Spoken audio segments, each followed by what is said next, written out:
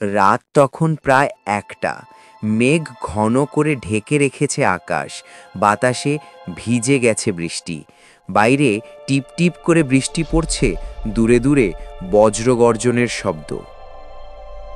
তন্ময় একা বাড়িতে বসেছিল, জানালার কাছে হাত দিয়ে বাইরে তাকালো। হঠাৎ মনে হলো দরজার ওপাশে কেউ দাঁড়িয়ে আছে। সে চুপচাপ উঠে দরজার দিকে গেল। দরজা খুলতেই ঠান্ডা বাতাসের ঝাপটা লাগলো মুখে, কিন্তু বাইরে শুধু অন্ধকার আর বৃষ্টির শব্দ। তন্ময় হাসল, শুধু কল্পনা।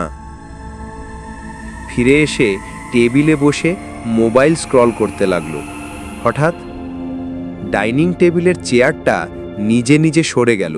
চি তন্ময় থমকে গেল, নিজের নিঃশ্বাস শুনতে পেল। ঘরে নিঃশব্দ, শুধুই বাতাসের গর্জন আর ঘড়ির টিকটিকির শব্দ। তার চোখ ঘরের একটি কোণায় আটকে গেল। একটা আঁধার ছায়া আস্তে আস্তে গিয়ে দাঁড়ালো দেয়ালের পাশে। ছায়াটা কেবল মানবাকৃতি নয়, বরং বিকৃত, দীর্ঘ হাত, বিকৃত মুখ, চোখ লাল আগুনের মতো জ্বলছে। তন্ময় পেছাতে পেছাতে দরজার দিকে এগোতে লাগলো। বাতাস আরো জোরে পড়ছে। ঘরের মধ্যে বাতাসের গরম নিঃশ্বাস শোনা যাচ্ছে, যা তার গলার কাছে এসে থামছে। সে পিছনে তাকালো। ছায়াটা এখন অনেক কাছে এসে দাঁড়িয়েছে। হঠাৎ বাতাস থেমে গেল। ঘরটা মৃদু অন্ধকারে ঢেকে গেল। তন্ময়ের গলা শুকিয়ে গিয়েছিল। সে দরজার দিকে দৌড়াতে লাগলো, কিন্তু দরজা আটকে আছে, লক লাগানো হয়নি, অথচ দরজা খুলছে না।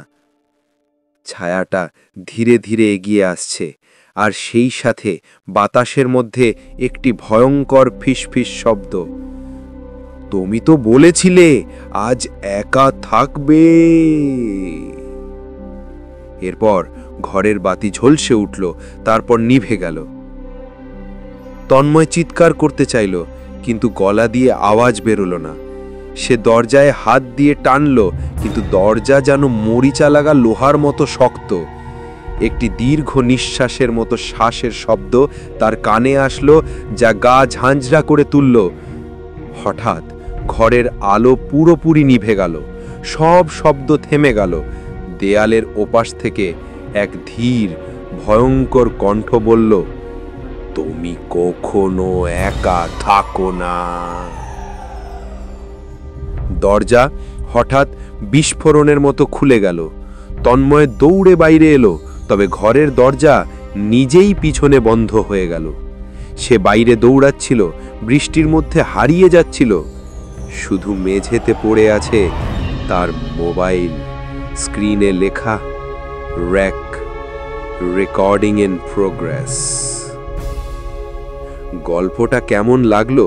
যদি তোমার গায়ে কাঁটা দিয়ে উঠে যায়, তাহলে এখনই লাইক, কমেন্ট আর শেয়ার করো, এবং আমার চ্যানেলে সাবস্ক্রাইব করো আরও রোমাঞ্চকর গল্পের জন্য।